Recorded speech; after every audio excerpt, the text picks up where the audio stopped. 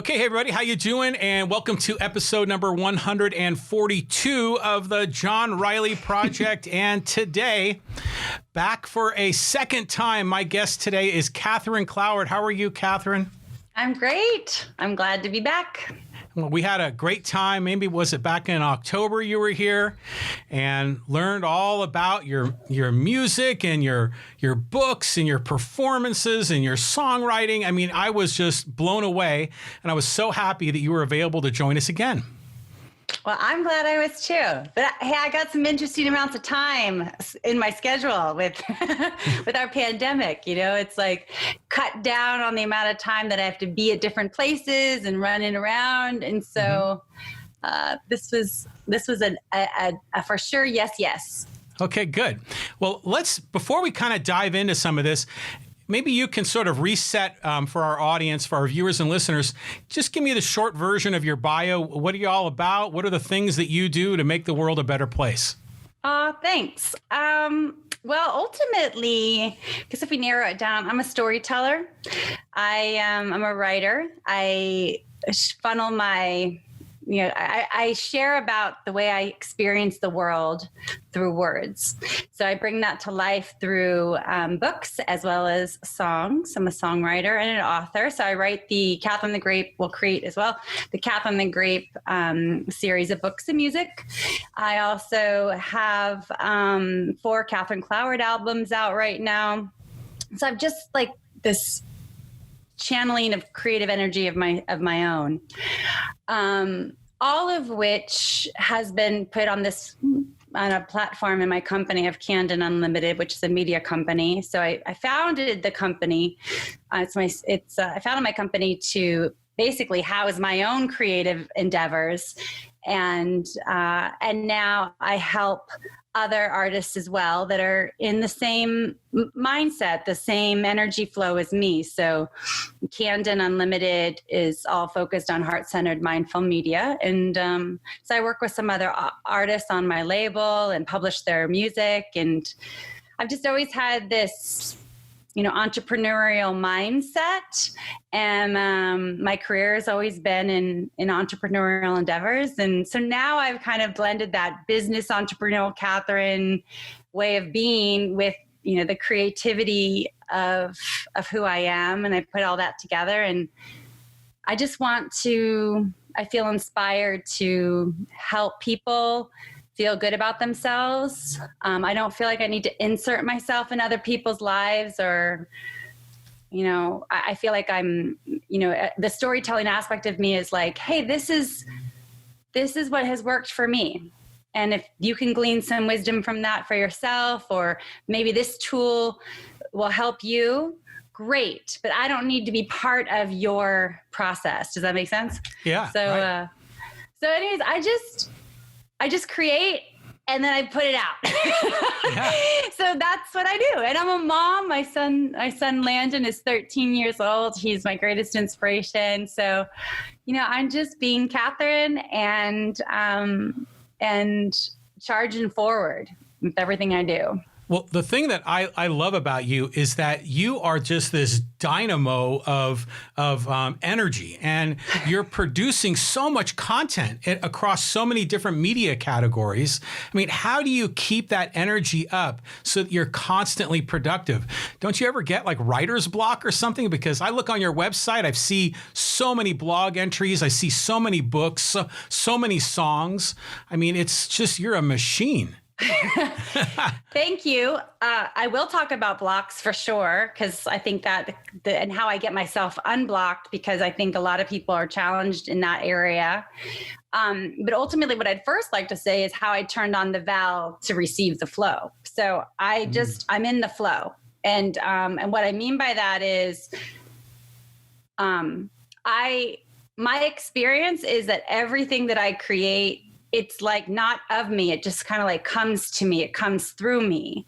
But what I've learned in life was that I have tremendous capacity. Like I remember this woman said to me like 15 years ago, she's like, Kathryn, you have so much capacity. And I was like, what does that mean? She's like, look at what you do. But I know how to implement things. I'm able to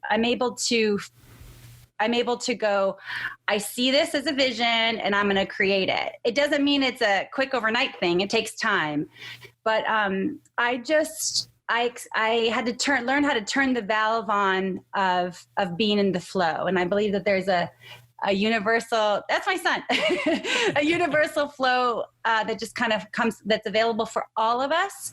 And and to be able to turn that on, right? And what that for me has been is, one, accepting that there is a flow, like going like there's this, like, and you might experience most writers, most creatives, most athletes. I mean, there is this energy surge that you're just in the flow, that you're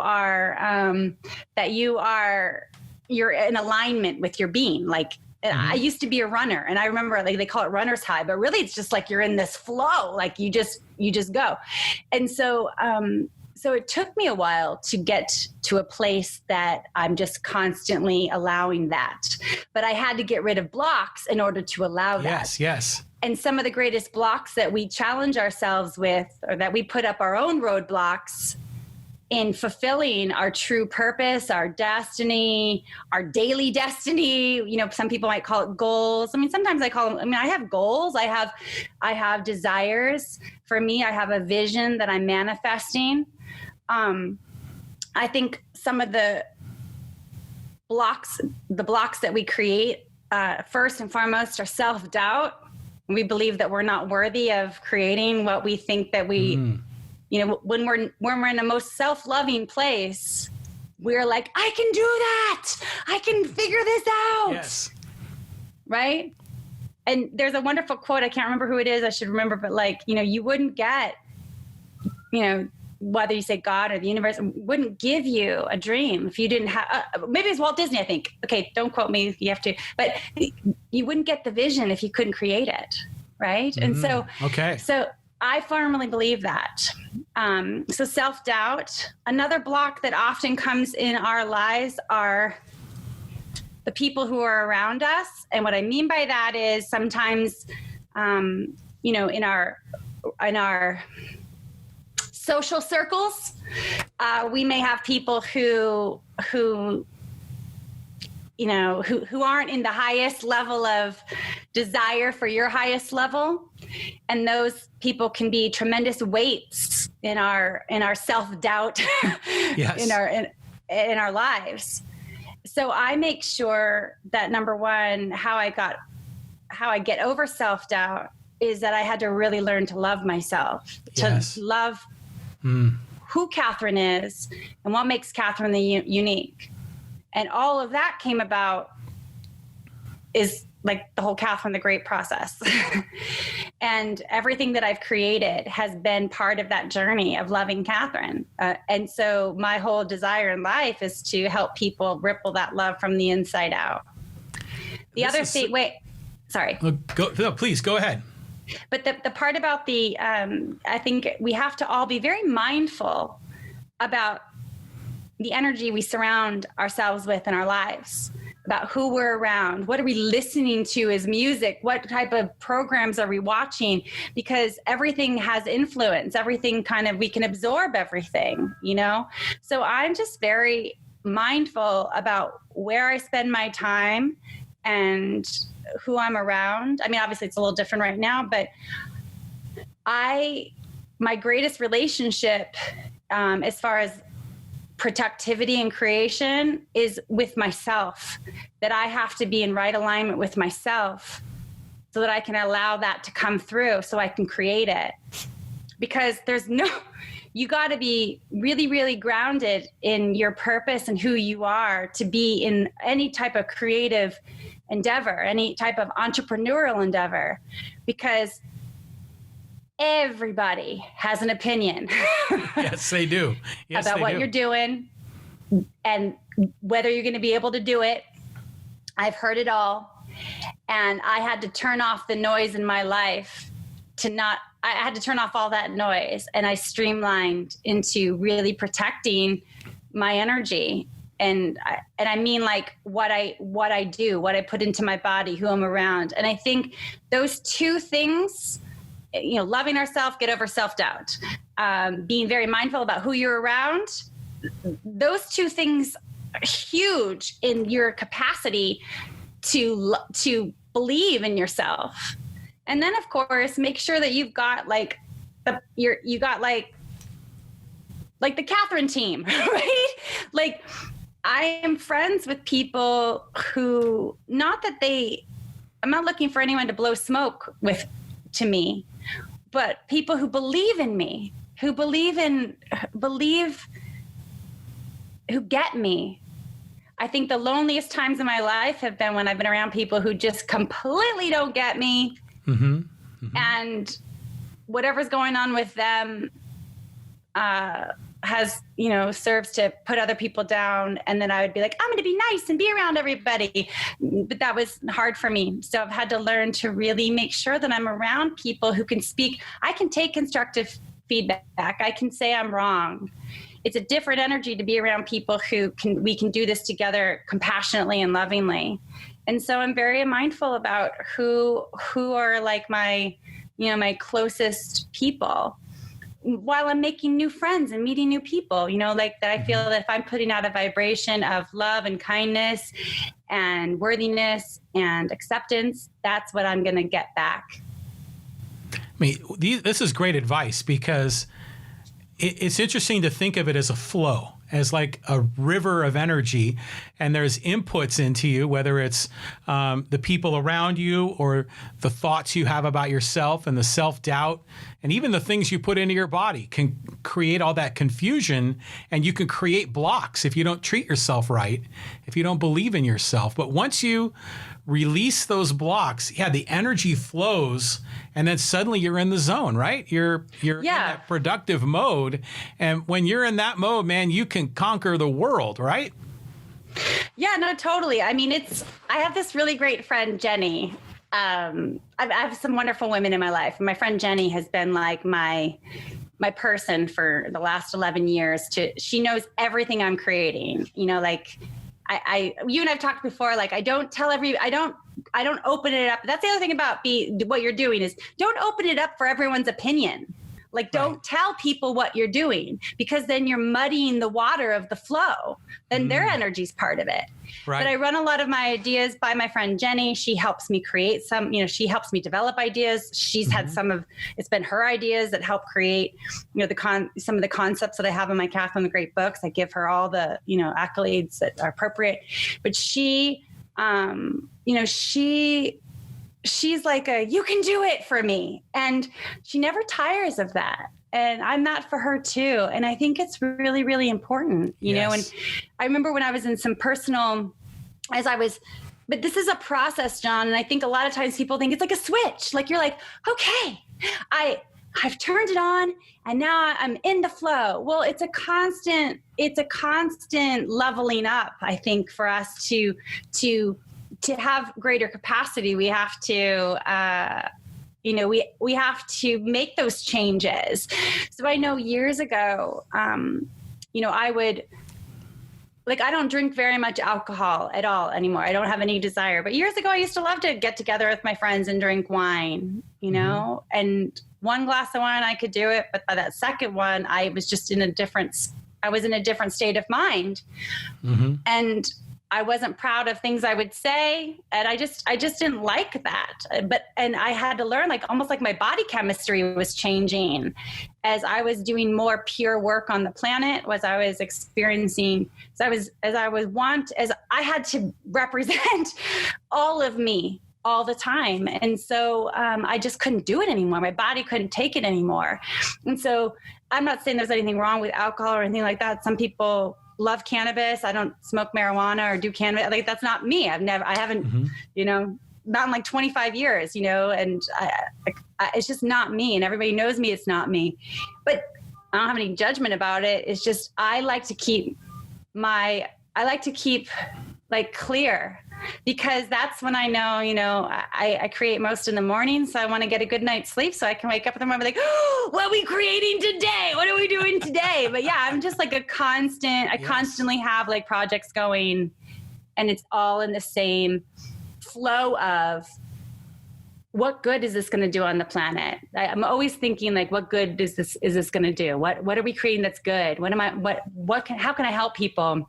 And that's my intention, is if it feels good. I just put this in one of my Kathryn the Grape songs. Follow the feel good flow. Don't worry, just let it go, you know? Ooh, I'd like that.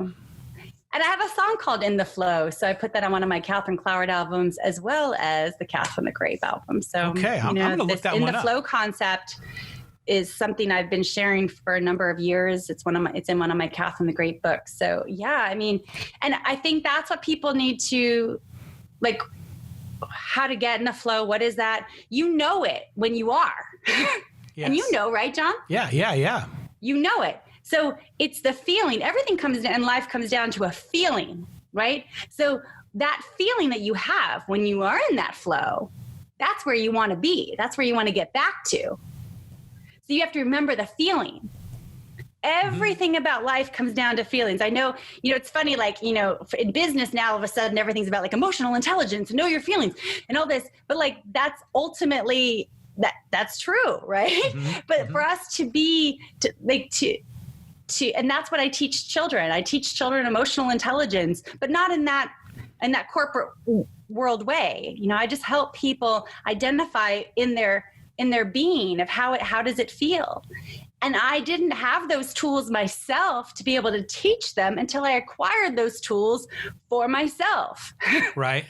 And I learned that, over the past 11 years. And, the first person who really inspired this through me was this woman named Dr. Drew Bogdanoff. She was my therapist. Like 11 years ago, I was like, okay, I'm totally living the life. I've achieved all these things and I look like I'm living the life that everybody we're supposed to want. And I just was like completely out of integrity with myself. And I just, not completely, certain aspects. And everything just fell apart. And with a nice sledgehammer swing of my own sledgehammer. But I just wasn't happy with who I was being, because I was trying to be everything to everybody. Oh, yeah. And the ultimate is that I wasn't being what Kathryn needed. And I think a lot of people struggle with that, is that our energy flow goes out to all these different places, all these different commitments, other people. And to actually go like, hey, I need to unplug from those commitments. I need to unplug from some of those relationships. And it could be temporarily, but we need to know how things feel for us. So Dr. Drew, she taught me how to identify how things feel in my body.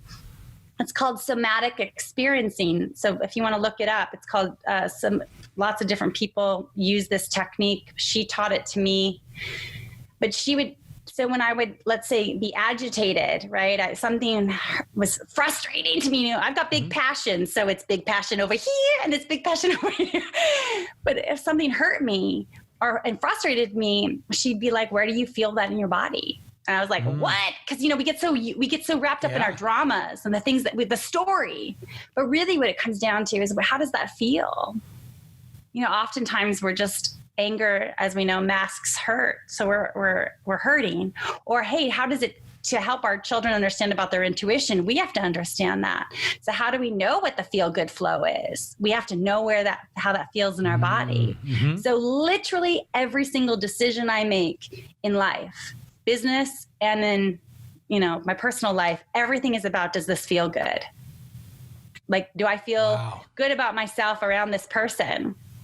I trust my intuition beyond anything. And so if there's any tool for any of us to acquire, is really about is to acquire the awareness for ourselves of what our intuition, what our inner being is telling us. It's our God-given gift.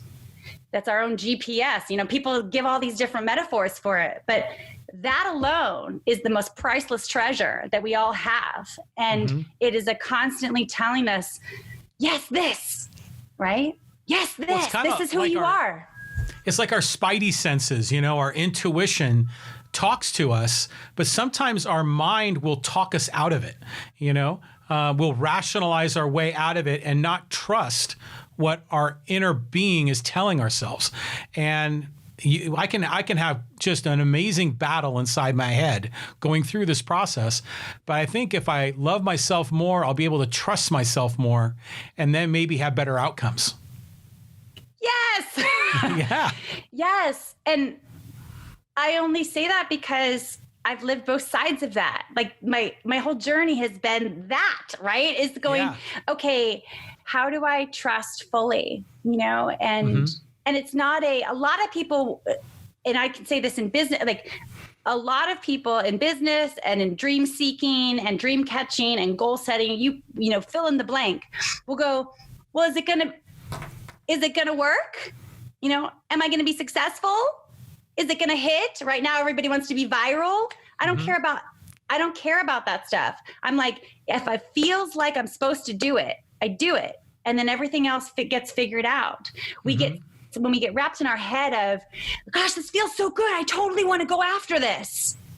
And then, our ego mind goes, you're not good enough, whatever. And then, and then you're like, what just happened, right? Right. So the goal is to go, okay, our ego mind is part of our being. It's actually, the yin and yang of our existence. But to go, okay, what are you teaching me right now about this? I'm going to put that aside and keep going. And so if we follow the flow and trust, and my journey is a journey of complete and utter trust and surrender to this process of knowing that it's going to come and I'm going to figure it out. It's going to come, I'm going to create, and I'm going to figure it out.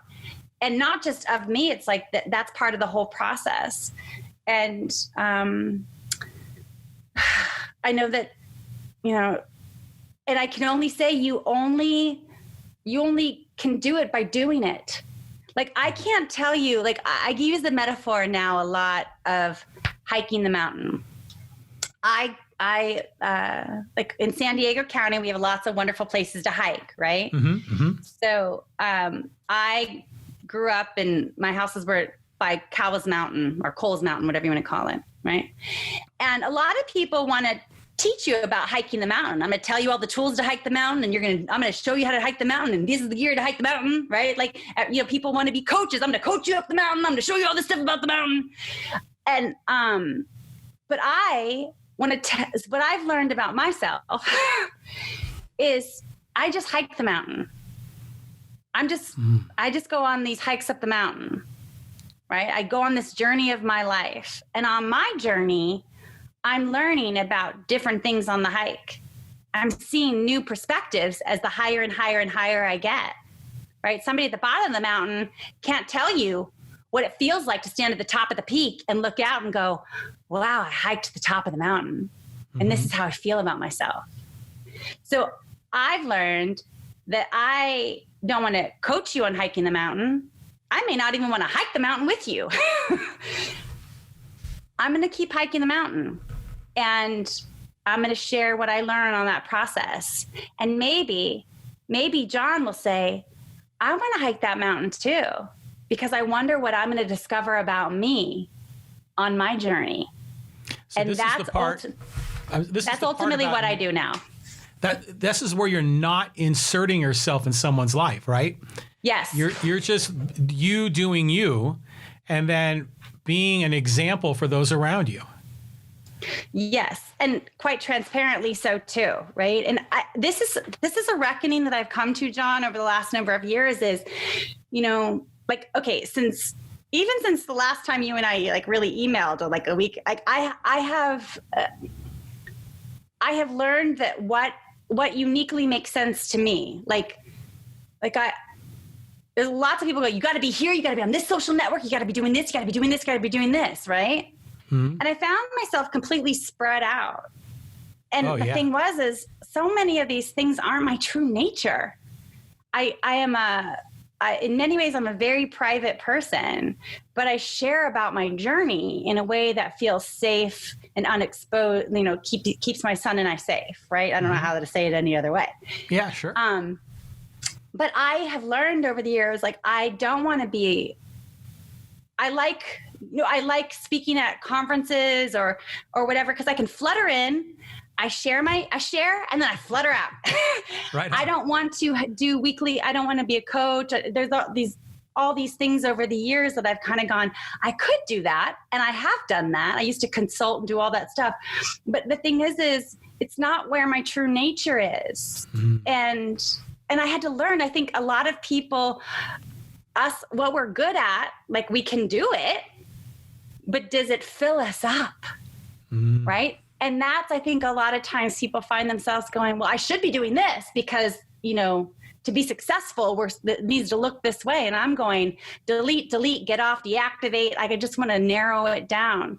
And that's me being more mindful about me and discovering the awareness of myself that I don't want to be in someone else's story. I just want to kind of like be Kathryn. And if somebody said, like when somebody says to me, Kathryn, because you did this one thing or because you shared this one thing and inspired me in this way, to me, that's so rad. It doesn't make me go like, I was so great. It makes me go, I'm so glad. Like yes. I want everyone to, we can all, there's plenty of sand in the sandbox for us all to play. We can all elevate together. And so I'm a cheerleader for other people. I want people to succeed. I want to hear about those wonderful things. When I say succeed, I want people to feel good about themselves. And success is often about you achieving the desired goal that you desire, the fulfillment of a desired goal. And sometimes what I found with myself years ago is I bought into the vision of what success was, but I didn't feel fulfilled. And so for me, success is fulfillment. So when I have like a crazy in the flow Kathryn day, it's like I'm firing on all rockets. Like I'll go to bed, John, I'll like be in bed at like 7:30, just done, but I can put my head down and go, that was a rad day. I feel fulfilled. Right on. And no one's going to see that probably for like 2 years, but I'm fulfilled, And that's what I want for people. The feeling of fulfillment is success. And everything else is like, sprinkles on top of the cake, at least to me. And I want, and if we're in a place of going like, I want to feel fulfilled, I want to feel good about myself, the intention of what we do is shifts, and then we're in that flow. You're such an inspiration, because how many people are working in jobs that they don't really like? They come home from work and they're not fulfilled, but they still cling to it because that's where their money's coming from. They feel like they got to stick with it. You threw all that away and you said, I'm going to live my life according to my values. And now you have congruence between what you do and what your values are. You're walking the walk, you're fulfilling your story, and you're helping other people do the same. So it's incredible what you're doing. I think it takes a lot of bravery for some of us as adults, especially if we're middle-aged, making that leap, to exit what they're doing now and to discover who they really are. Yes. This is awesome. Oh, thank you. Well, and if you're breathing, you have time. If you're breathing, you have time. I think what you just said, John, I think a lot of people feel that way of going, hey, I have these dreams and these desires, but I'm XYZ, I'm X amount of years old and I've got these mounting responsibilities that aren't going away. Mm-hmm. It just doesn't seem like I can do it. And I've been there. I lived that. I was that. And it's a process, and I think that it's never too late. No, it's not. You're right. Wayne Dyer is one of his most famous, or just probably one of his greatest quotes was, "Don't let the music die inside of you." Nice. And that has always resonated with me, and the thing is I I had this still small voice inside of me who was always reminding me of who Kathryn is and always has been. But I had turned the volume down on myself and allowed the noise of the world to help frame who I was. And the noise of the world is also the people who were closest to me, right? Yes, very much. A lot of times, not anything malicious. It's just, we're attracted, in our life, we have people around us who we care about, who kind of like, well, you're this or you're not that.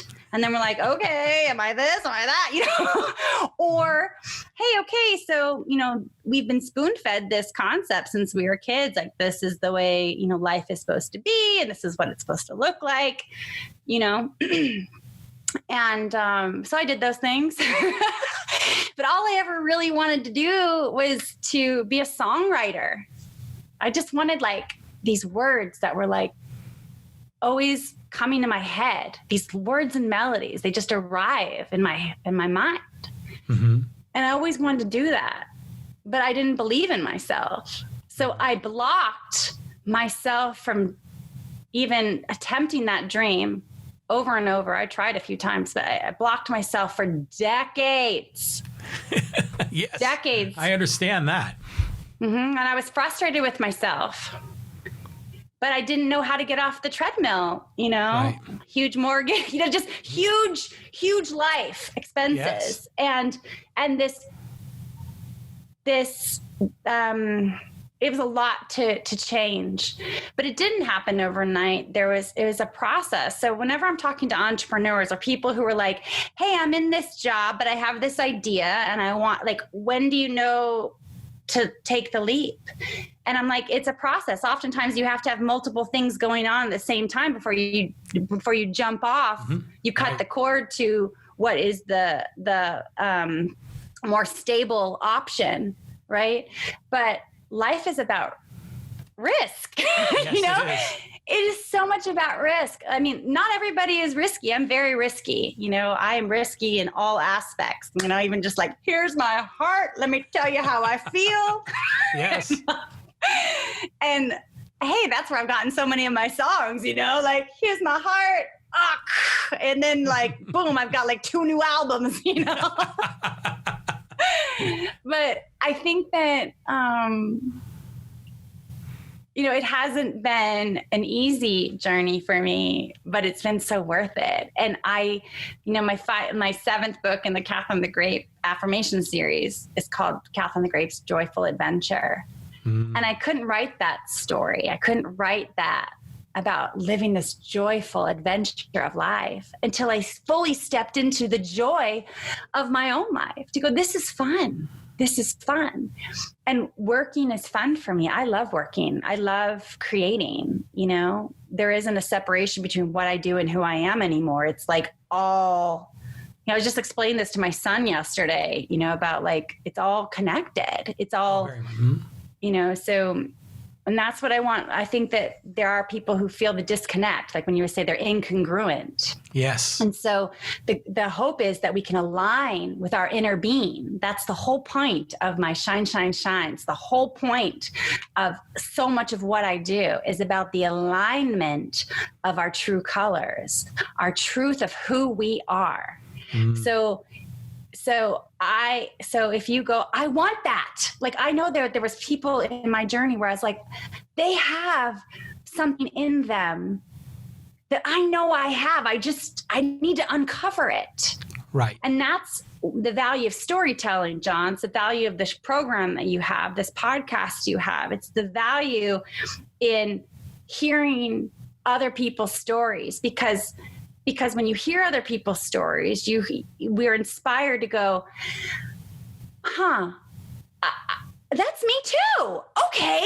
And then it's like supercharges us. Or it goes, I don't know enough about that, but I want to find out about that. I'm so glad I heard that person share that. Or, wow, she went through struggles too. I had no idea, And so the more comfortable I've gotten with myself, the more available I feel to be transparent and And I mean, I'm pretty darn transparent, but there's still pieces of me that, you know, aren't completely like exposed. And that's a process too, you know, because true authenticity, you know, is, you know, fully vulnerable. And, but there's nothing I want more than to just be me, you know, and go after what I desire, what I feel I'm supposed to, where I'm supposed to be and what I'm supposed to be doing. It's supposed to, and the supposed to, I got to clarify, isn't anything out there. It's inside.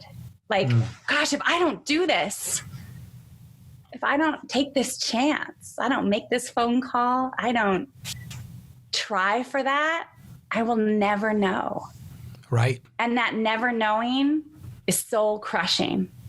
So I would rather fall on my face in trying than never try and never know. So let's switch gears just for a minute.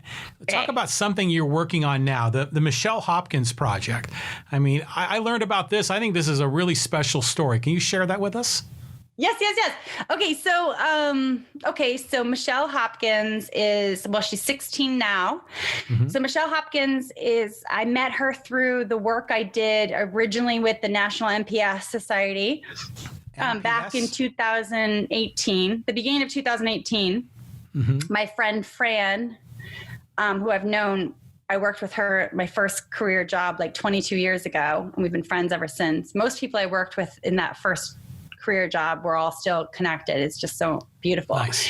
But Fran got in touch with me, and she's an ultimate connector. And she's like, hey, do you want to help with this thing? Actually, she had a better sales pitch for me, actually. She's like, do you want Kathryn the Grape to go global? She goes, she like pitched me. She's like, there's this international symposium in San Diego to help these kids and blah, blah. And so, of course, I was like, oh, it's helping kids with rare diseases. Kathryn's in, you know? And so, so anyways, I got in touch with Fran's good friend is Michelle's mom, Lynn Hopkins. Okay. And so Lynn and I talked, and Lynn is on the board of the National NPS Society. She and her husband, Scott, are.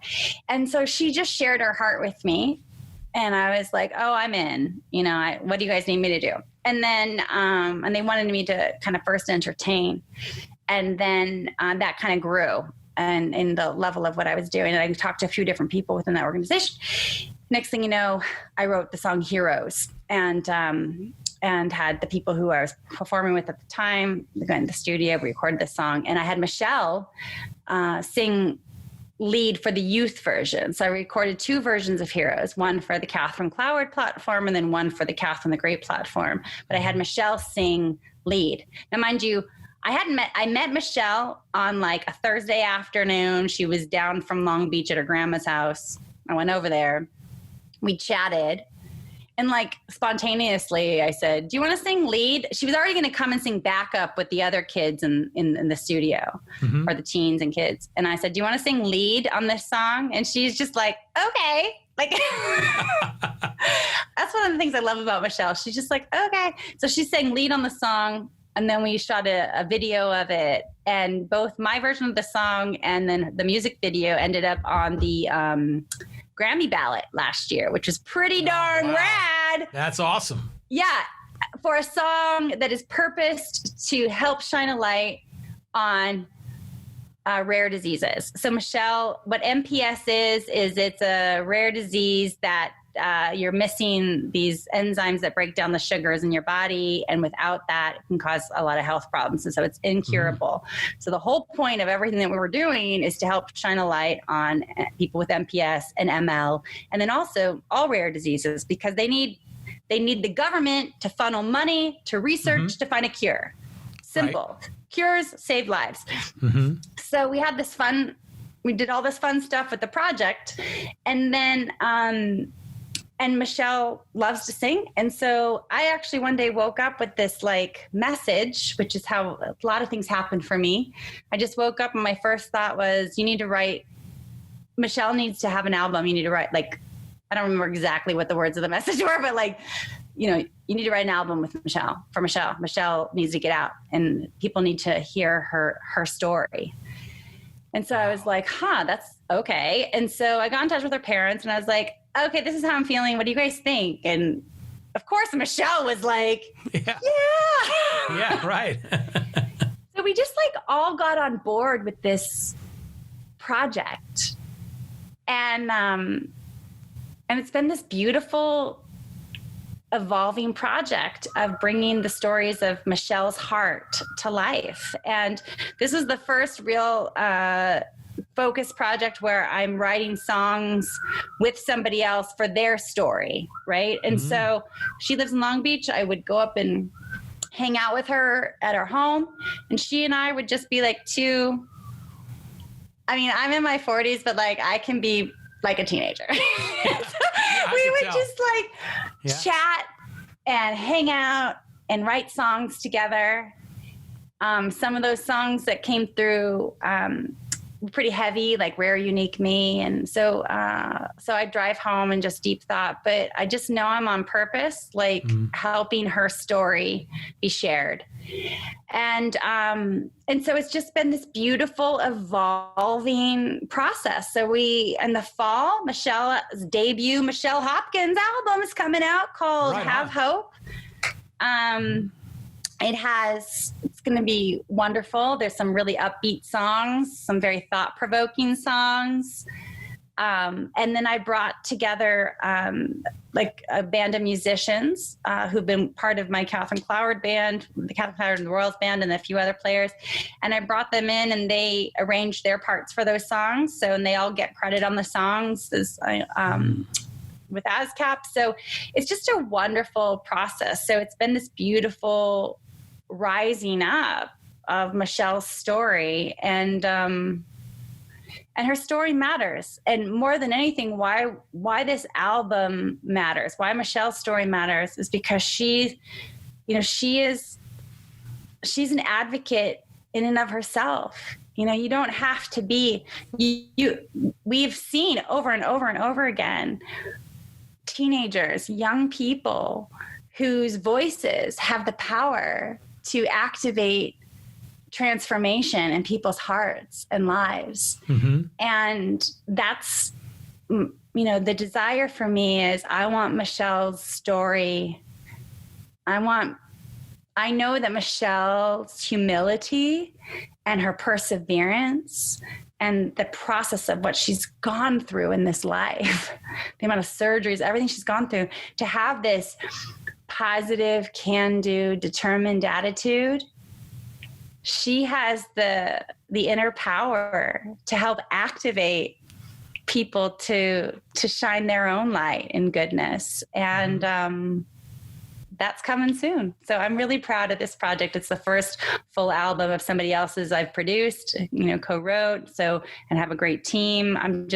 We worked with Alan Sanderson here in San Diego, a Grammy award-winning engineer, and we worked at a studio, and I'm just really proud of my team, and I'm really close with the family. I was just like texting with Michelle's mom today about all these things we're doing on her website, and like, what do you think about this? And, it's just been this whole process.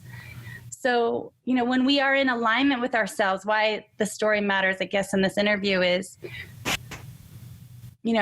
I saw a quote one time where it said, when you're on purpose, like when you do what you love to do and you help other people, you're living your purpose.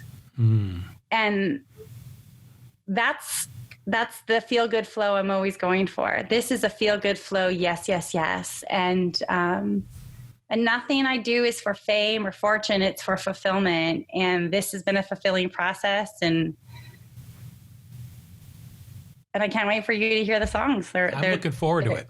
They're tremendous. It's fantastic because it's almost like she's the embodiment of a lot of the messages that you share in your music, and then you get to channel it through her as well, because you're writing the lyrics and the music for this, right?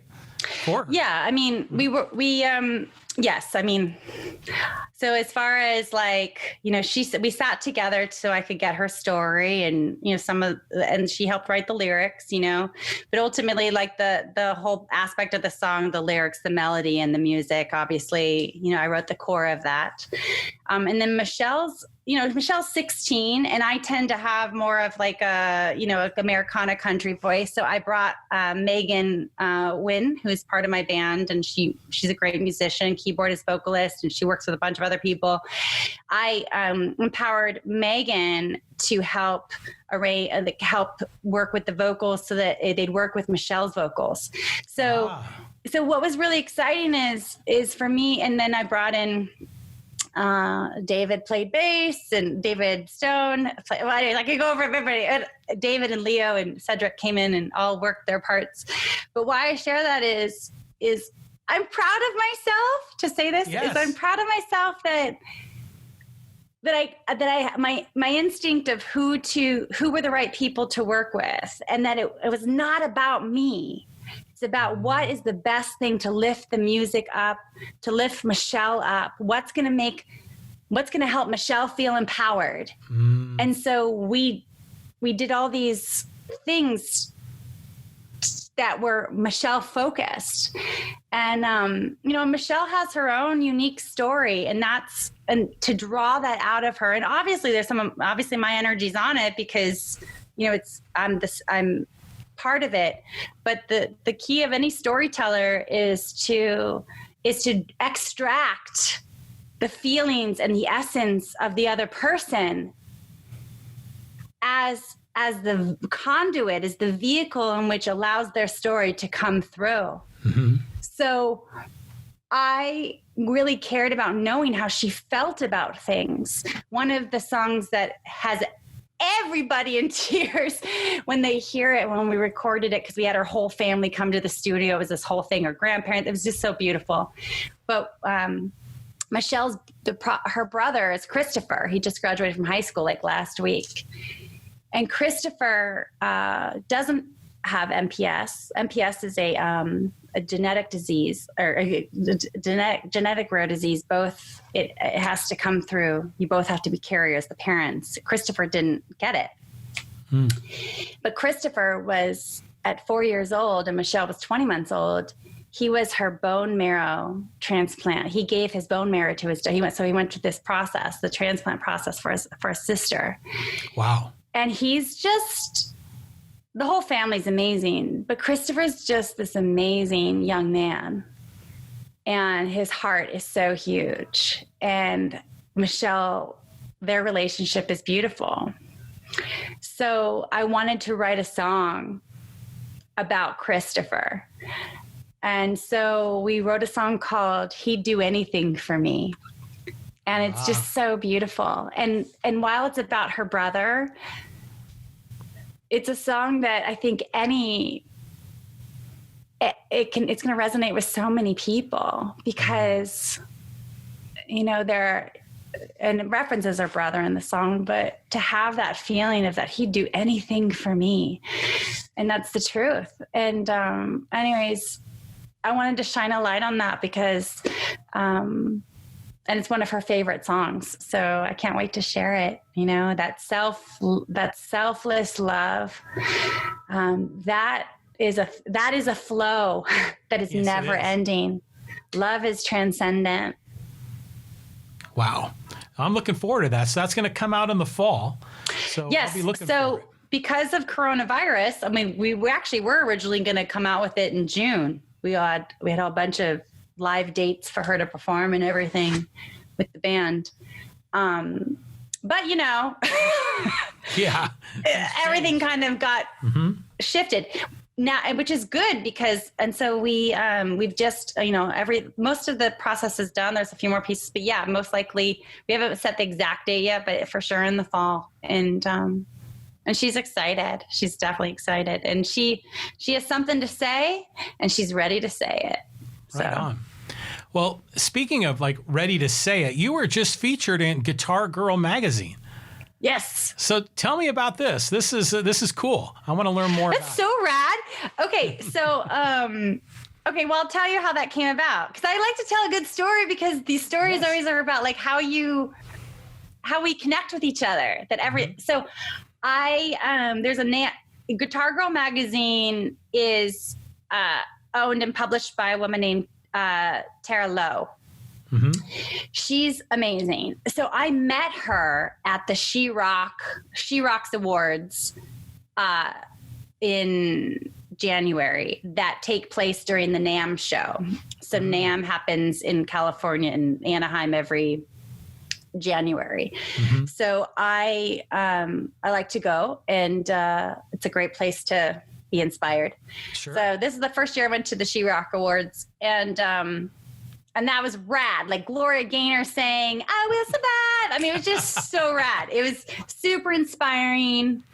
A lot of wonderful, powerful women, storytellers, musicians who are just living their truth and living their dreams and letting all women know of any age there's space in the music industry for us, because as an industry, the music industry, there's space for women, and we need to see other women doing these key roles, engineering records, producing records, playing all the instruments. And I work with a lot of men. I love working with men.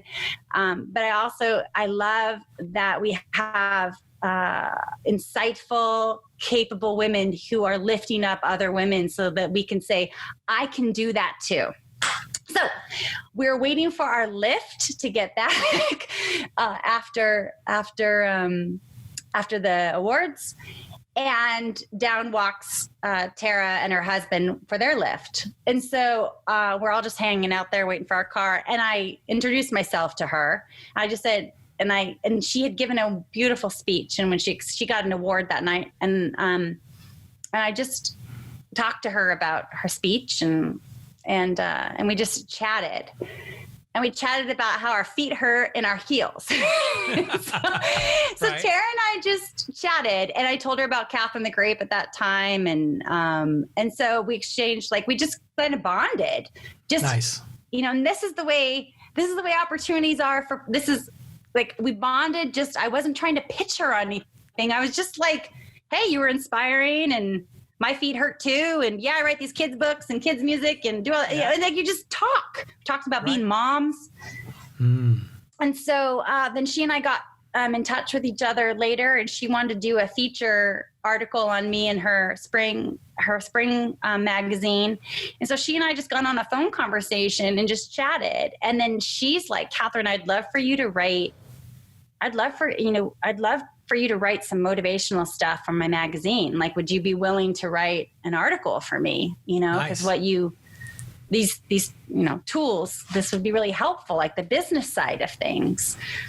And I was like, yeah, that's definitely in my wheelhouse. And then I said, she publishes every quarter. And so I was like, I'll just do it. I'll do it every quarter. And so she's like, okay. And so, it's just, so I'm featured in her magazine, and then I just came out, I write articles for her, and which is just super fun for me. And so I just, and helpful. I mean, her magazine is gorgeous. It's high quality. I mean, she's got wonderful sponsors. The magazine is more like it's like a mini book, actually. So it comes out digital as well as online. And the article that I just was featured with is called Map Out Your Goals.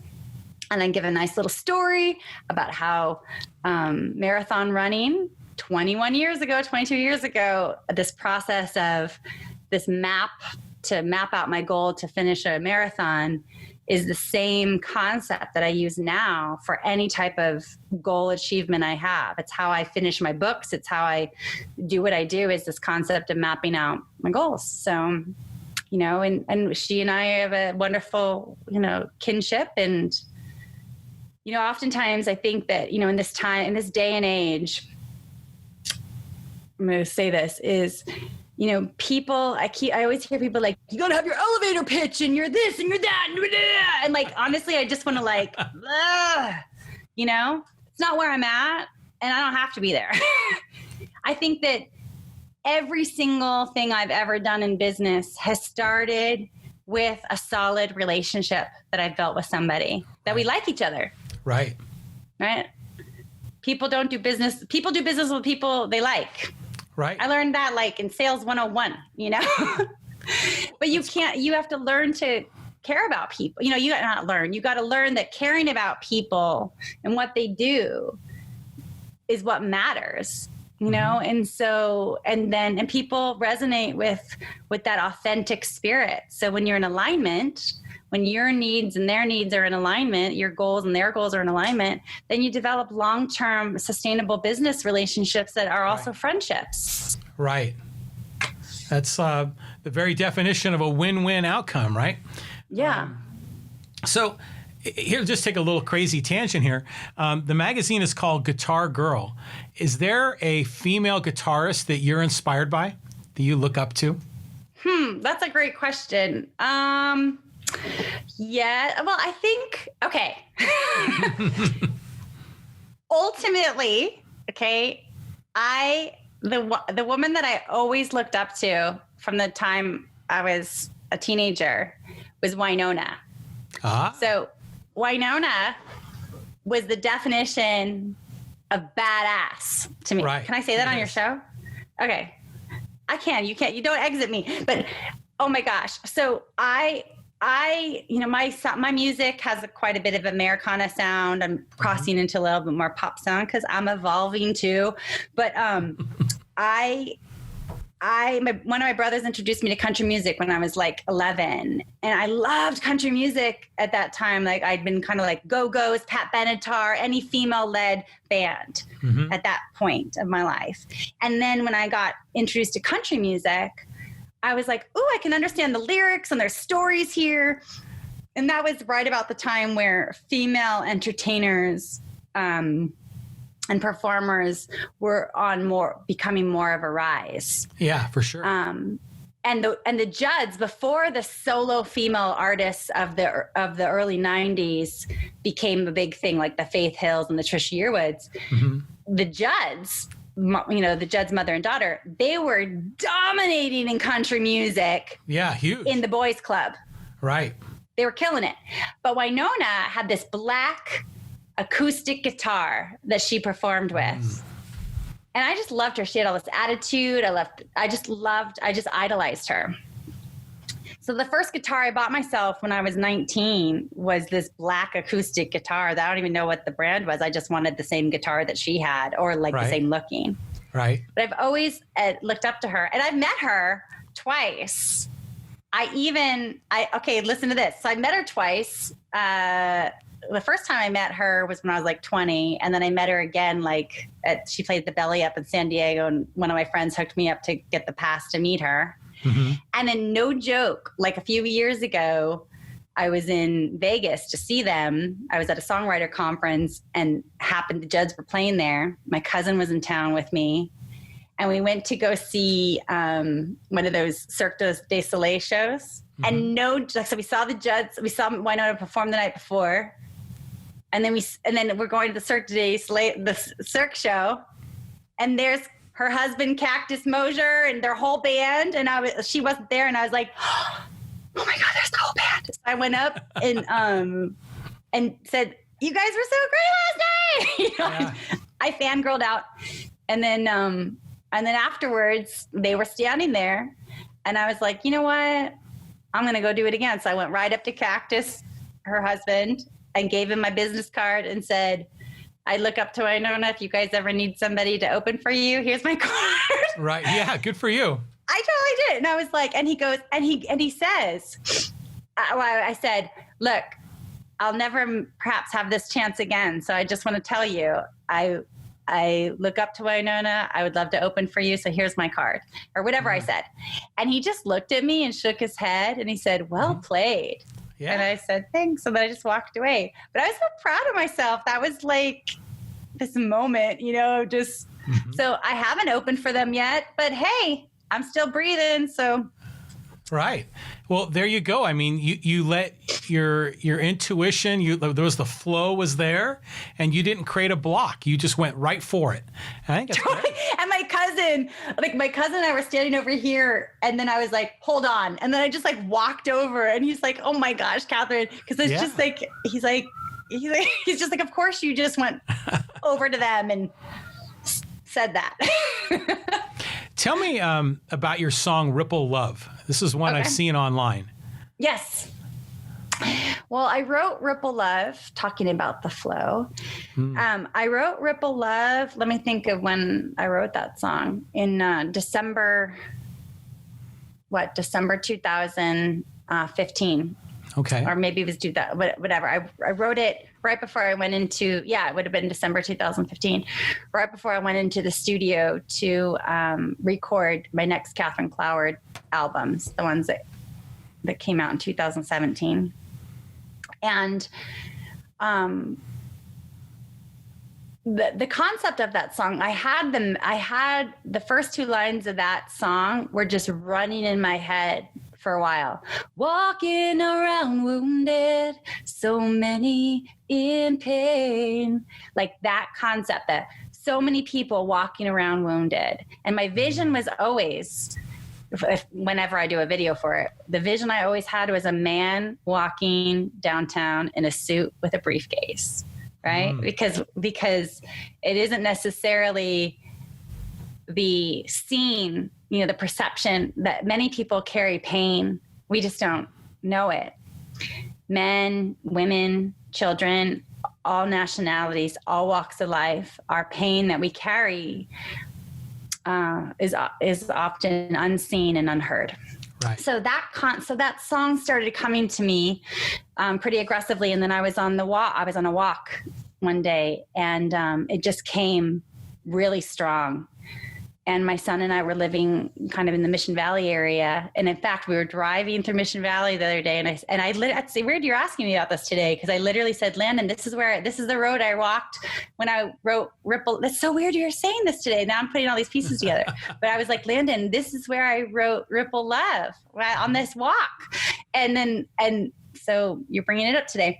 But then I ran home because I didn't have my phone on me. Usually I have my phone on me and I could voice record it. But I didn't have my phone on me that day. So I jogged. Let's be clear. I don't run anymore. Right. I hustled myself home. And that song came to me in 20 minutes, the rest of the song. But ultimately, and then my good friend, Barry Rosenbaum, he helped write the music for that song. So that day we had a rehearsal in a rehearsal studio, and I met up with him and I was like, dude, I just wrote a song. And he's like, I want to help you write the music. And I was like, all right. And he did. He was really proud. He's really proud of the music he wrote with me on that. And Barry passed before that song actually came out. Oh. Speaking of somebody walking around with a lot of pain that he hid. But I made sure that his children have the songwriting credits on that song that he would have. So they share that with me. But the concept of Ripple Love is that it's what I teach in Kathryn the Grape. In that the concept is that the love, it ripples from the inside out.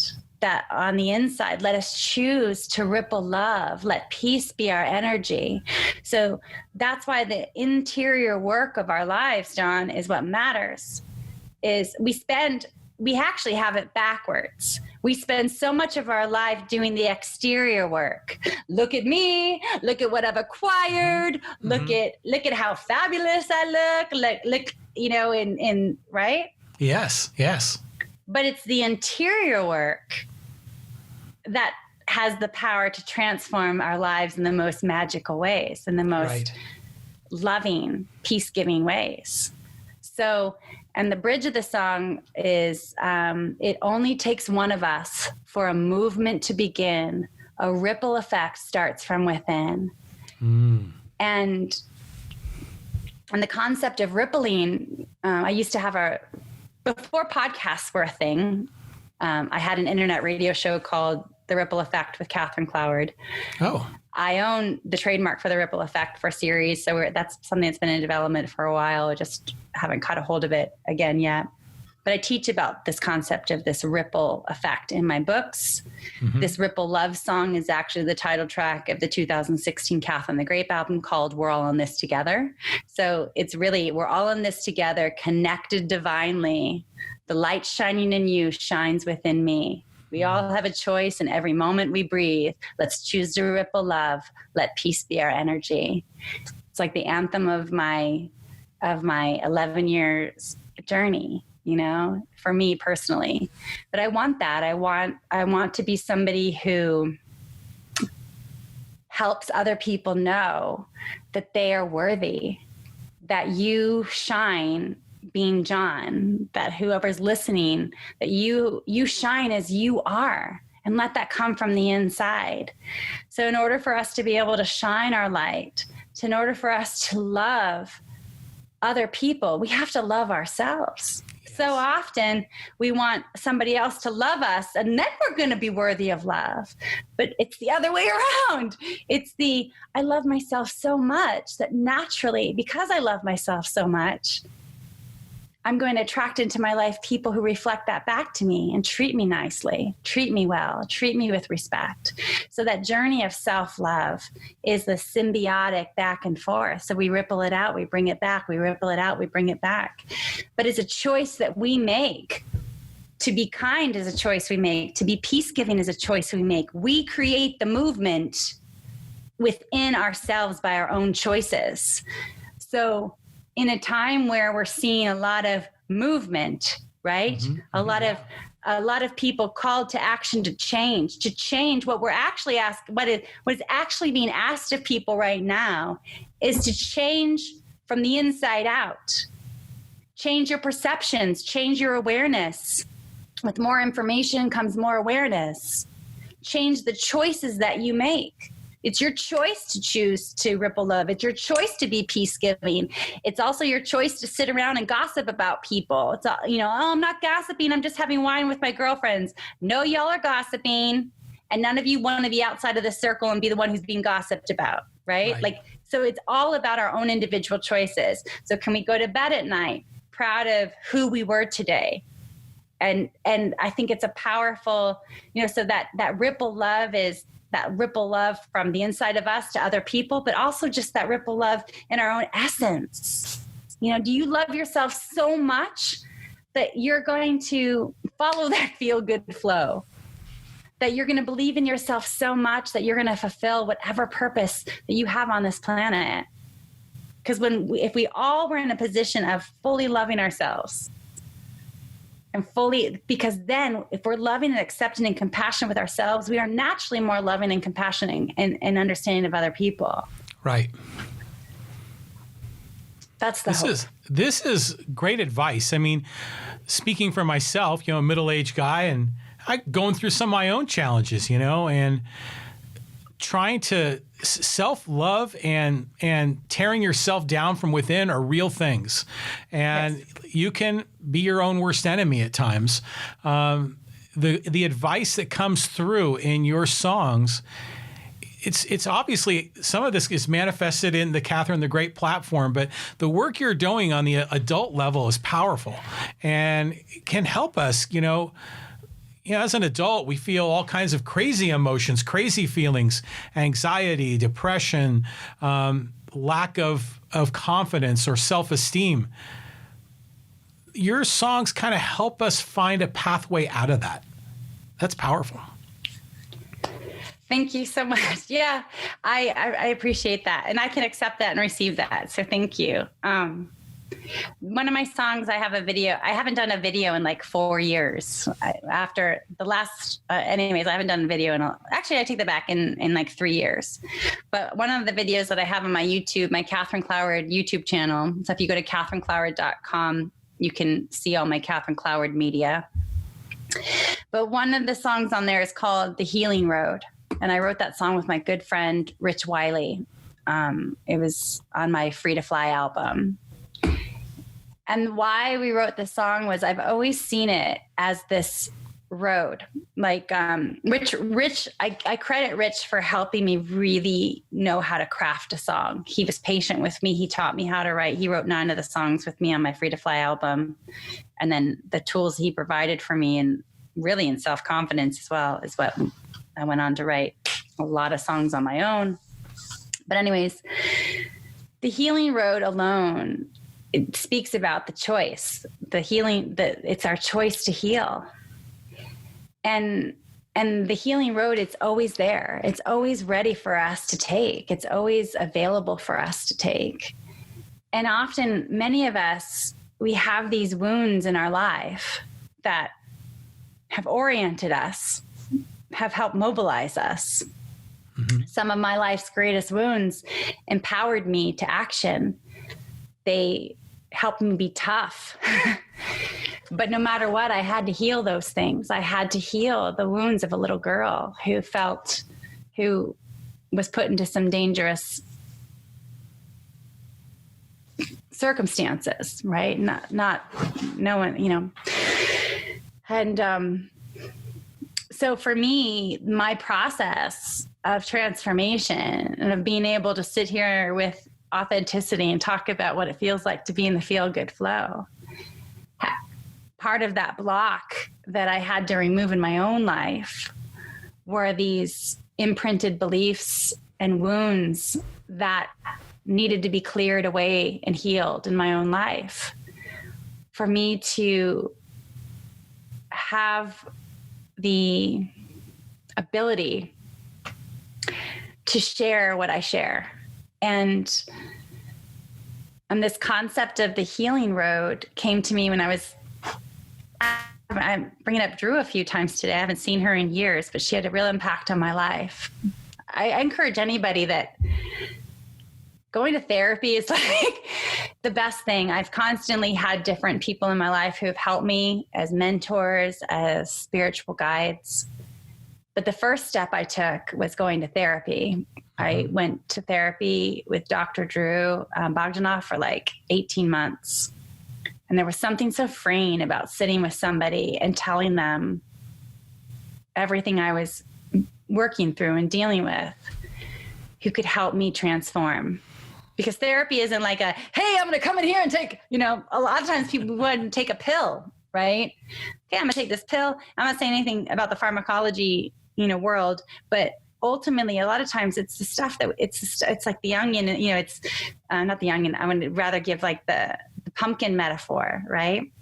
At Halloween, we get these pumpkins and we want to make a jack-o'-lantern out of it, right? Mm-hmm. But we got to open it up and we got to pull out all that gunk that's inside of there, right? There's all that gunk that gets all over your hands and there's seeds and you got to clean it out. And then you can put a candle in there, you cut out the eyes, and then from the inside of this cleaned out pumpkin, you can draw a face on it, cut it out, and then you can shine a light from the inside. Oh my God. So for us, I have never ever thought of a pumpkin that way. Here we are. That's unbelievable. Right. So if you use the pumpkin metaphor for healing. Yeah. That in order for us to shine from the inside out, we got to clear out all that stuff that's yucky. Oh my God, yes. Is this connecting with you? Yes. Good, I'm glad. Good. So, wow. Therapy for me was about clearing out that gunk. Yeah. And discovering all the vast treasure of space, of my capacity within to shine. So, not everybody can, may direct their resources to therapy or whatever, but I would always encourage to whether it's a therapist or a mentor, but when seeking advice from somebody, that they're safe, that they hold your story safely, and that you're with people who want your greatest and highest good. Mm-hmm. And I've thankfully brought in a lot of people like that, but I always feel like it's this road, like life, like the road is everything. You'll see the road metaphor in a lot of things I do. I draw it into my books. I share about the purposeful path because one of my early meditations I ever did, I saw this road. I saw this dirt road. So I always go back to the road. And to me, it's the road. It's the wisdom road. It's the road of life. that I can wander off and look over here. And but always, whenever I'm doing a shamanic journey, I'm doing any type of meditation, I often find myself on the road, and it's the road of life, right?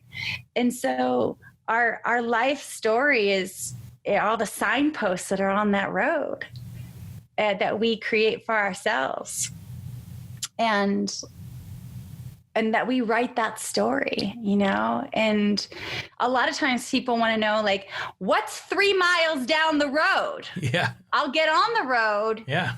If you tell me that 3 miles down the road, I'm going to have what I think I want to have.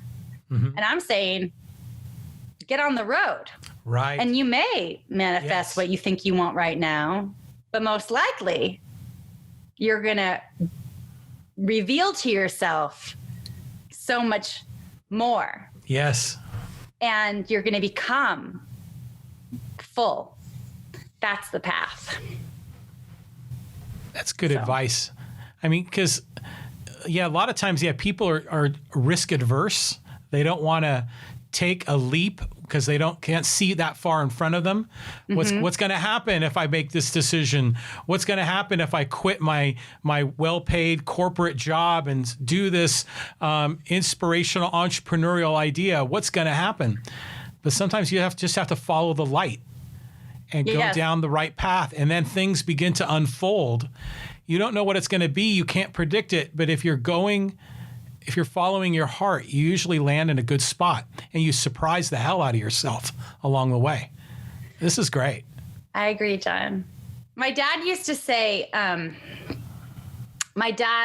very much like my dad, but my dad was a very wise man, very motivational. Like a lot of this self-love, self-development stuff, I really got from my dad. Because he went through his own process. I saw the transformation, the evolution of a man right in front of my eyes as the years went on. And my dad, but he used to say to me before. We talked about this last time, right? That I always have a breakdown. I always have a breakdown before a breakthrough, right? Oh yeah, that was in our last October. You said that. Yeah. Well, I literally had that the other day. Like I was about to do something really, really, really brave, which is pretty much like I live in the brave. But like I was about to do something that was pretty brave. And it was Sunday, and I was like, I don't know. And so I just was like, I'm going to watch Michelle Obama's Becoming movie or documentary, and I had a good cry. I was like, she can do it, I can do it, But oftentimes before I have these kind of breakthrough, I used to find myself in indecision, that paralysis of, what should I do? What should I do? What should I do? What should I do? Should I do it? Right? That space that a lot of us get to. And my dad used to say to me, you have to make a decision to make a decision. You got to make a decision to make a decision, Kathryn. Yes. And so I think about that every once in a while, although I don't find myself often being in the paralysis mode. Like I always know what I'm going to do. I just have to gather the courage to make the call, or just like completely expose my heart to everybody. But that's so if you find yourself in that place of going, I don't know what to do. I don't know what to do. I don't know what to do. You just got to make a decision to make a decision. So you make one decision. And then if that decision that you make is like, that didn't work out so well, then you shift and you make a different decision. Right. So you got to move forward, moving, you got to have movement, you got to make a decision. So I respect that my dad taught me that, because I often think about that. Like, I don't find myself in self-doubt very much. It's more about like, do I have the courage inside of me to do this thing that I know I'm supposed to do?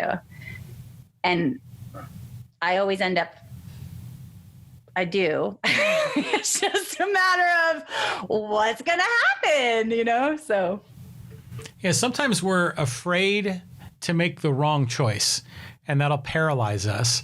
Where sometimes, like you said, you got to make a decision and make a decision. And if you chose wrongly, then you just choose again. Yeah. It's not that big of a deal. But we cook it all up in our head as some kind of crazy thing.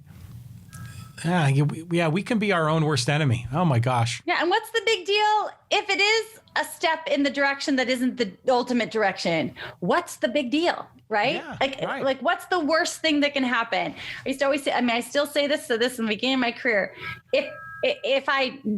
What's the worst thing that can happen? I'm going to be right here. Right? Like, right? So if I take that chance and it doesn't happen, which I've taken many chances that didn't come to fruition on every aspect, but the worst case scenario is I'm right back where I am, and where I am with myself isn't, it's not the worst thing. Right. And so why not? Why not try? Why not try? So you unblock yourself and just try. So what's next for Kathryn Cloward? What is the next thing you're going to try? Oh, well, you can't. Well, I asked that question incorrectly because I don't want you to tell me what you're working on because you're not supposed to do that. So tell me what you've already announced that's coming so that our listeners and viewers can learn more about you.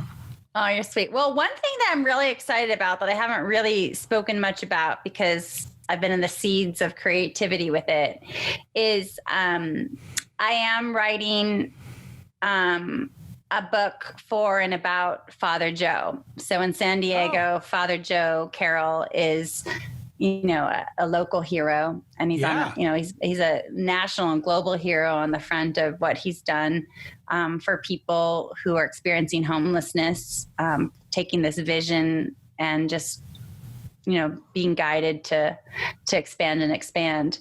But his life story is beyond that. There's just so much more to his life story, how he helped with scouting and helped empower people. And I was raised Catholic. And so I haven't been to the Catholic, anyways, I ran into him at an event I was at with my mom. He was very close with my family when we were younger. He was involved in Boy Scouts with my brother, my mom, my brother, and my brothers, and my dad. And my mom was his secretary when he first started, when he first got called up to do the work that he's done with, originally, obviously, with St. Vincent de Paul villages. My mom was the first person he worked with to help fulfill that mission. And so I was just this little girl that would go to work with her mom because my mom wouldn't leave me at home. And they started working where they first started working. I mean, if you go down to downtown San Diego, Father Joe's villages are everywhere. And, the thrift stores are everywhere. But it started out as the St. Vincent de Paul thrift store in downtown on the corner of Market and 16th. Yeah. Well, corner market. And it was a thrift store in this big warehouse, and that's where they worked. And so my mom would shop for us, and the thrift store closed on her lunch break. And that's where she got me this purple outfit that all these years later is the Kathryn the Grape signature purple outfit. Oh, really? I didn't know that. That's cool. Well, listen to this. So I hadn't really put all that, I mean, it hasn't been relevant, right? Mm-hmm. But last March 2019, my mom was going to an event at Father Joe's Villages, which St. Vincent de Paul Villages became our DBA's Father Joe's Villages. Why I bring that up is my mom has donated, through the years, my parents have. And then after my dad passed, I sometimes do these +1 things with my mom. She has friends that she does stuff with, but she's like, hey, Kathryn, you want to go to this event that I'm going to? So I went, and Father Joe was there. And I hadn't seen him since my dad's funeral. He'd come and spoke at my dad's funeral. And so I went up to him because I said to my mom, I was like, I want to get a selfie with Father Joe. Yes, I'm a grown-up woman. I was like, I want to get a selfie with Father Joe. Right. So she's like, go up, And so I went up to him and I said, can I get a picture with you, Father Joe? And then the man who was sitting next to him said, why don't you sit down? And so I sat down next to him, and then Father Joe said to me, Kathryn, what do you do now? What do you do? And so I just said, I said, I run a publishing company and I publish books and music. And then I told him that story. I said, well, actually, Father Joe, I said, I know your life story is expansive and you've helped so many people. But when I was a little girl and my mom worked for you, she bought me this purple outfit that I wore all the time. It was my favorite outfit. And my coach called me Kathryn the Grape because I wore that outfit all the time. Mm-hmm. And all these years later, that purple outfit is the outfit that this character, Kathryn the Grape, wears that helps children feel good about themselves. So I said, that's part of your influence in ways helped influence that. And he was like, wow, and then he's quiet for a little bit. And then he said, Kathryn, I have a book I want you to write. Whoa. And that conversation first started at, he wanted me to write, because he knows I'm a storyteller. And he's like, I want you to tell the stories of good priests doing good works in the world. Because, for a while there, all we've heard about priests are the not so great things that were happening in the news. And I felt like he had a valid point there. And I said, okay, of course I was like, I'd love to do what you need done. And, and so he and I started meeting, and then I said, I will share that book I will write that book, but I want to write your story first. And he's like, okay. And so that's what I'm doing. So I've already written, I wrote a children's book for his story. That's all done. It's ready to be published whenever we decide to do it. I wrote a song that goes along with that. And then his chapter book is almost done. So the goal is to get all of that out by his birthday in April 12th, 2021, if not sooner. So I'm really proud of this project, and he and I have spent a lot of time together. He's a fun man. He's got stories galore. He's an incredible entrepreneurial mindset. His heart's for people. And as a storyteller, there's so many things about who he is and the way he experiences the world that's inclusive and unifying. And I have the honor of sharing that story with him. He's a San Diego icon. So what an honor to have that opportunity to write about him. It's just another way you're making a mark in your world and in your community. I'm looking forward to that. Yeah. And talk about blocks. I did have a little bit of block in the beginning of the process of him, because I was like, this is big. It is big. I'm worthy of doing this. I had to do some interior work, and I'm totally transparent with him. I mean, this is how I am with him. Like, we'll just sit and chat and giggle and, and he's held, these sessions that I've had with him for months, we used to meet every Friday, and some of those sessions of just hearing his life story, they triggered things in me, and I'd be in tears, because I had some, different things that I was working through that were triggered in the topics that we were talking about, that has nothing to do with the work that he did with with people who are experiencing homelessness, but just about the way he experiences the world, the things that he has done. And so as a storyteller, to be able to to have somebody trust you to know these things about them, to trust you to tell you that you can tell their story, it's a big deal, you know? So, but I feel that I've just been divinely purposed, all the work that I've been doing for these years is I've learned to be I learned how to be a storyteller by braving my own story. And I do that through the Kathryn Cloward music and blog writing and poetry. That's actually something I can tell you that I'm doing a lot of, John. No, but this is the first time I'm actually saying this. I've been writing a crazy amount of poetry lately. Really? Yes. Like a few months, I don't know, maybe 45 days ago, I just been and I always thought they were because songs are very much poetry. Well, yeah. Mm-hmm. But I will get I'll get some lyrics. Usually when I get a song, I hear the lyrics and the melody at the same time. But I was getting some messages that didn't have the melody with it. and then I was like, oh, I think I'm supposed to do poetry. Like, I was like, this isn't a song, this is a poem. And then all of a sudden, once I realized like, oh, there's a whole collection of poetry coming through me, that's something new that's happening with me. So my point is that ability to be able to put feelings to words and stories to words, as written books or as songs, that's across the board. So being able to do that for Michelle, being able to do that for Father Joe, those I hold sacred, because it's about making sure I honor them and their story more than that's what matters to me most. So to have this opportunity is huge. So in the coming months, I'll be sharing what that project is called, what that book title is called. And I'm just really honored to be able to be the person who helps bring his story to fruition. Yeah. Wow. Yeah. This is big. That's a huge deal. So I'm so much to look forward to with you. I mean, Michelle Hopkins project. I mean, Father Joe. I mean, this is unbelievable. Yes. You are a dynamo. You're. Oh my gosh! I need to keep you in my back pocket.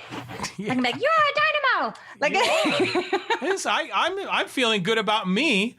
Good. I'm feeling good about myself just because I'm in your presence. Although we're on Zoom, but that makes me feel good. Well, that's the energy, right? Like, yes. I mean, I very rarely exist in like negative space. I just don't. I see even like the harshest lessons I live through. I always extract what the lesson is for myself. What did this happen? What was I meant to learn from this? What we tend to do in life is we get wrapped up in what the drama of something is. We get wrapped up in the story. We get wrapped up in our perception of the story, right? Mm-hmm. But what really matters is what do we learn about ourselves in that experience, in that circumstance? Because we will keep repeating the same scenarios in our life until we learn the lesson. We just bring that same scenario over and over with different people. I call it like I'm a metaphor person. Like I see everything in pictures. So like I see it as like, this is my Kathryn Cloward life stage. My life is a stage, right? Like this is my own show, right? And so every single circumstance is like a scene in that show, right? Mm-hmm. So sometimes we give people starring roles in our production where they really should just have walk on and walk off parts, right? That's right. Mm-hmm. Or let's say at different signposts of our life path, let's say like that we're going, okay, I want to learn, I'm going to learn this lesson, but I didn't learn it, right? So the next thing I have another person that comes in that I eventually have the exact same scenario happen or the similar scenario happen just with a different person. And I was like, haven't I lived this before? I have. Yeah. Mm-hmm. I just hadn't learned the lesson yet, right? Ah, yes. So some of my greatest lessons have come in worthiness of claiming, of going like, yeah, I created that. I did that. It's mine. And I've had to do a lot of reclaiming lately of kind of going, no, I'm taking that back. And not that I ever gave it away. I just let someone use it. It was like, that's mine, and that's all about self-love there. So, yeah, I don't know where, but it's a life. Our whole life is this like, this kind of this production, right? So what do you want on the stage? Who do you want on the stage with you? Who do you want to be? What are the things that you want other people to experience of you? And most specifically, what do you want to experience of yourself? So I am big energy. Like, I'm like, this is who I am. Like, there's no divide, there's no, like, I don't play a part. I literally am like, here I am, but but my big passionate energy is like on all, it's everywhere. So when I feel injustice, I'm big passionate energy to get what's fair, right? And that big passionate energy is what fuels, you know, my love and my heartache, which fuels some fabulous songwriting, you know, but also I just feel this tremendous energy to fulfill a purpose that was put on my heart. And I think if I can go here with you and your people, is that I feel that the greatest relationship that I have, you know, besides myself and my son, is the relationship that I have with, I say with God, with spirit, that I feel like I have this whole, like, I've never really probably talked this way with you before, but like this whole, like, kind of like just all my ancestors and my angels that are around me that are like rooting me on. Yeah. Kathryn, you know, and that not just rooting me on, but kind of going here. And it's not just that kind of, I mean, the Maggie, the magical butterfly character in my Kathryn the Grape series is the angelic symbol of my grandmother, who's just like constantly like loving on me. I feel that. I don't feel like there is a divide. It's not some far off place. It's just this, there's a thin veil between the dimension, and that are the people we love are always with us. So if they work really, really hard, if the flow that's coming to me, I want to honor that and accept that and receive that and create and then get it out into the world to help people. That's how I experience everything. So even in relationship with business, if somebody doesn't get this aspect of me or has a completely different intention, I feel it, I know it, and I don't work with them. That's just, you know, I can be a pretty firm line drawer there. You know, if I feel good working with you, we're going to work together. If I don't feel good working with you, we're not going to work together. You know, that's how I feel. Kathryn, how can people get a hold of you? What's the best way they can reach you? Well, my website is kathryncloward.com. So I spell my name Kathryn. Cloward is like Howard with a CL. So that's my website.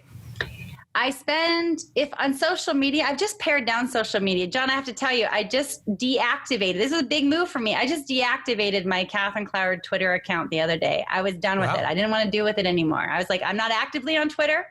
This probably goes against every single business coaching philosophy that's across the board. But I was like, I don't use it. I don't want to use it. I'm deactivating it. Okay.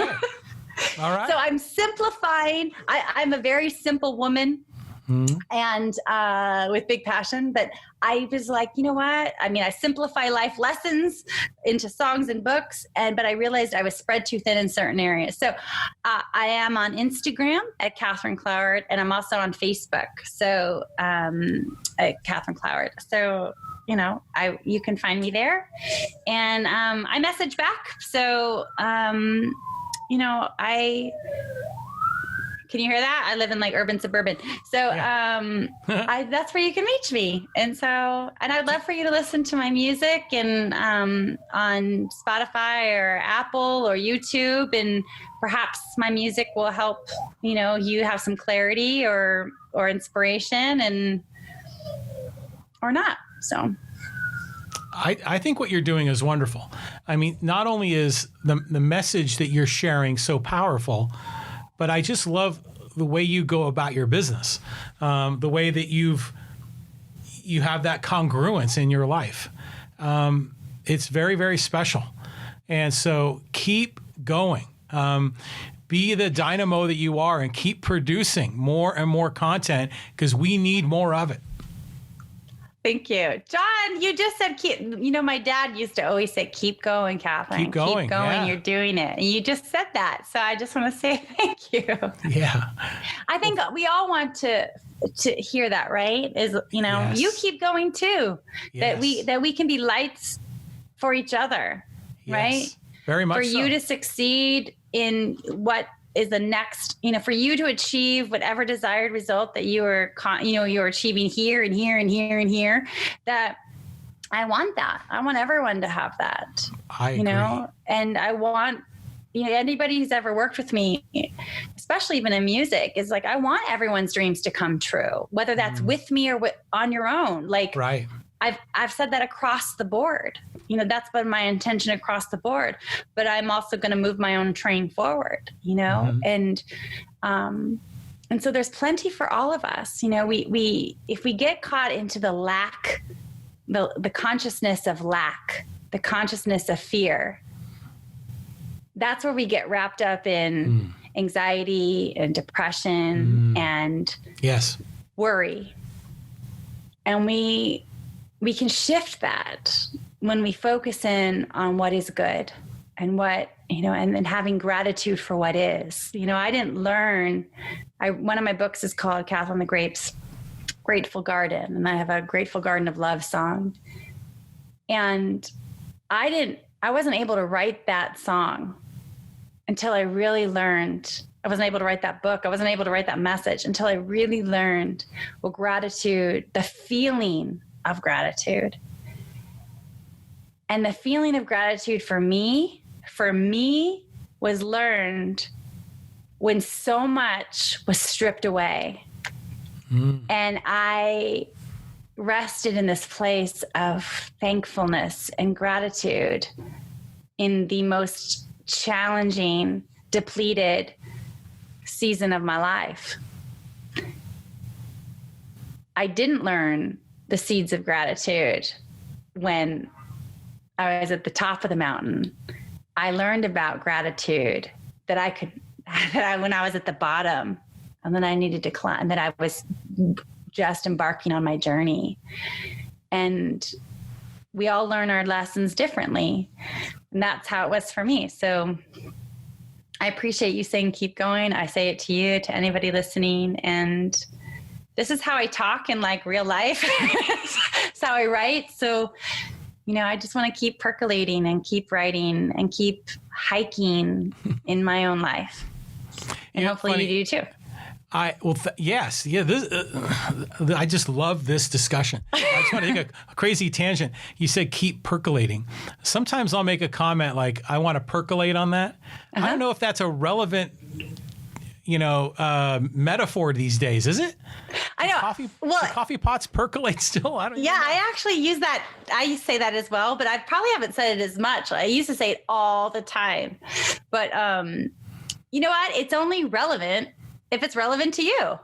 True. So if it's what resonates with you, if you say, I'm percolating on that, and that feels good to you, then use it. Who cares what anybody else is using, right? You know what you say that resonates with me? What? Is you like to say the word rad. I do. I'm like transformed to like 1981. And back when I was racing BMX bikes, and that was a big time vibe. And that word was like everything. I'm so stuck in the 80s. And okay, for reals, like this Thursday, my girlfriends and I were supposed to go see the GoGos, tour that was starting here in San Diego. And I was like Belinda Carlisle wannabe when I was growing up. Oh, yeah. But I'm super stuck in the 80s. And I still say, like, all my friends who've known me forever, because I'm from San Diego, so I just, but I still say, oh, yo! Like, so much of my language is, like, kind of caught in this, formative years of my life. But I'm like, yeah, like, I think that's, when I give speeches, I used to do a ton of public speaking in the business sector, and I had to kind of turn all that off so that I could focus on my creative endeavors. But it's kind of what's coming back a lot. Like I have the energy flow for it. But I literally talk like this in a business setting of a speech. That's good.